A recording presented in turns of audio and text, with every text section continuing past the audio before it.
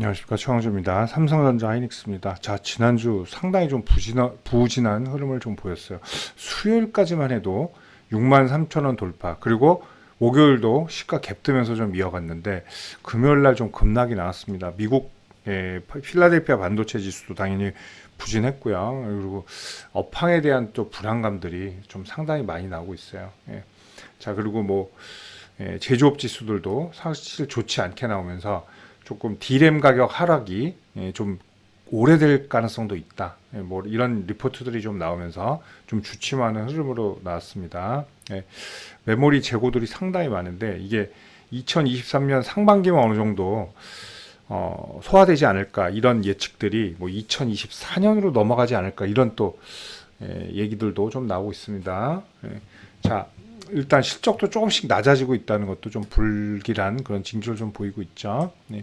자, 지난주 외국인 수급은 그래도 좀 튼튼했어요. 근데 마지막 날 좀 좋지는 않았지만, 그리고 기관 매도세가 조금 더 강했다고 볼 수는 있어요. 근데 이날은 보시면 둘이서 250만 주를 던졌어요. 외국인 기관들. 그래서 좀 상당히 좀 안 좋은 흐름을 막판에 좀 보인 것은 사실입니다.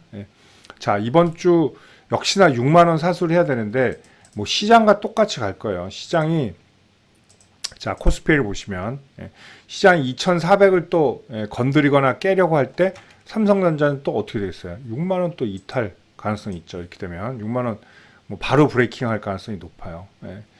자, SK하이닉스인데 SK하이닉스도 마찬가지예요. SK하이닉스는 좀 안 좋은 일들이 좀 더 많았죠. 그래서 주문 실수도 물론 있었고, 자, 그리고 실적은 좀 더 안 좋아진 게 SK하이닉스고 4분기 적자 전망까지 또 나오고 있습니다. 그리고 메모리 95%의 그런 포션을 가지고 있다는 사업 구조의 특성도 가지고 있죠.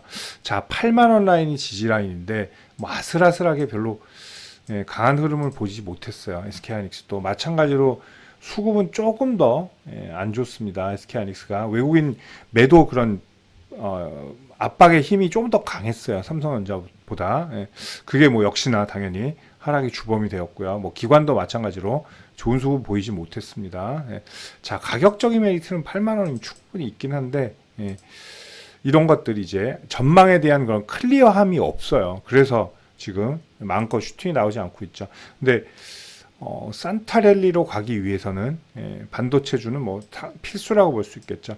둘이 합해서, 그리고 삼성전자 우선주까지 하면 우리나라 증시의 4분의 1을 움켜쥐고 있기 때문입니다. 자, 이번 주는 시장에 따라 물론 다르겠지만 6만 원을 사수하는 게 좋고, 최악의 경우 121선 테스트 가능성도 있어요. 삼성전자는 121선 테스트 가능성, 그리고 프로그램 수급 좀 잘 봐야 될 것 같고요. 근데 지수 포지션을 봐서는 이번 주에 2,400도 체크할 가능성도 있기 때문에 삼성전자도 6만 원을 한번 깰 가능성이 높습니다.